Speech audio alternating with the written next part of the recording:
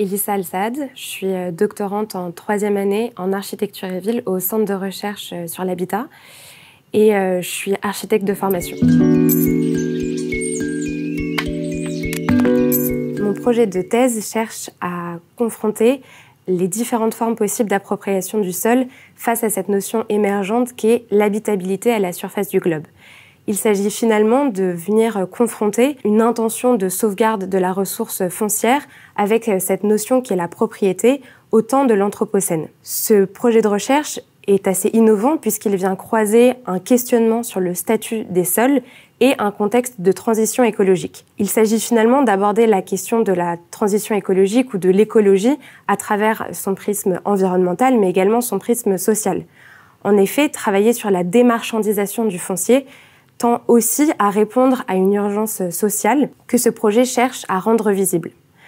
La problématique de mon projet de recherche pose la question de l'importance des communs dans la sauvegarde foncière. En effet, mon hypothèse de travail met en avant l'idée que les outils juridiques et partenariaux permettent une forme renouvelée de propriété pour la sauvegarde foncière.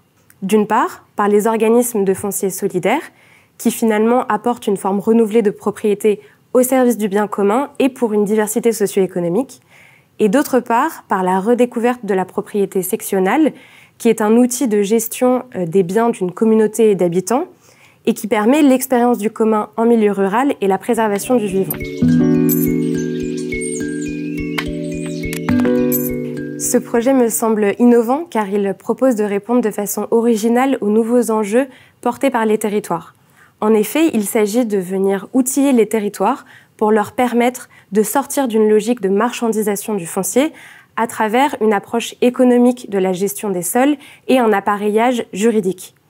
Cette mise en perspective des communs ne cherche pas à s'opposer au modèle de la propriété, mais plutôt à démontrer comment la figure du propriétaire peut devenir le véritable support d'une politique écologique. Finalement, en mobilisant les biens communs pour la fabrique urbaine, ce projet cherche à mettre en avant le sol comme un nouvel outil structurant pour l'habiter.